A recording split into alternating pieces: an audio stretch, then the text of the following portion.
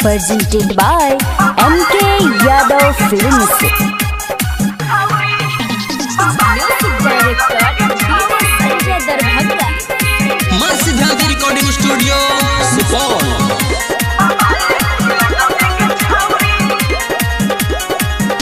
के powder Crimea लगाई ले लही, अखिया में गजरा सजाई ले लही।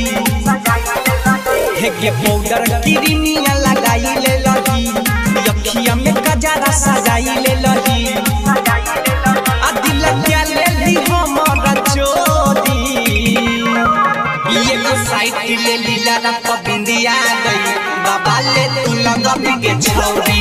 ये को साइड ले ली लड़ा बिंदिया गई बाबा ले तू लगा के छौरी।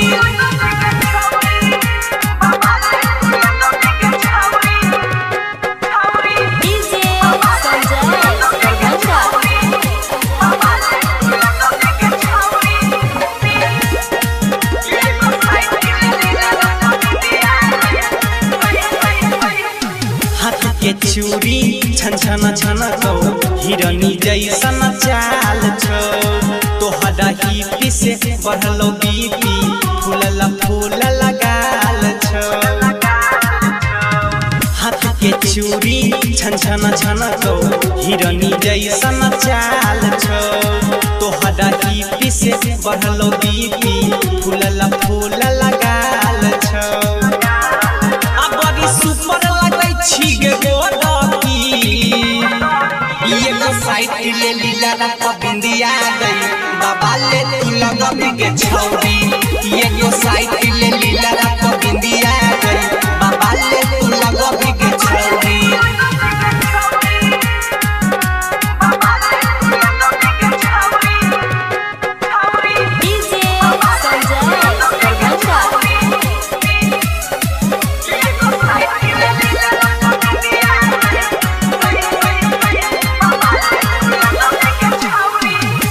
दीवाना के तोरेला जानू धर के छौरो जदी लगे, बुझे छियो हमहु हमरो ले तोरा होई छौ कानी भी लगे। ई दीवाना के तोरेला जानू धर के छौरो जदी लगे, बुझे छियो हमहु हमरो ले तोरा होई छौ कानी भी लगे। प्रिंस भागै छौ तोरे साइड ले लीला रखा बिंदिया गई बाबा ले तू लगा के छौरी। ये जो साइड ले लीला रखा बिंदिया गई बाबा ले तू लगा के छौरी।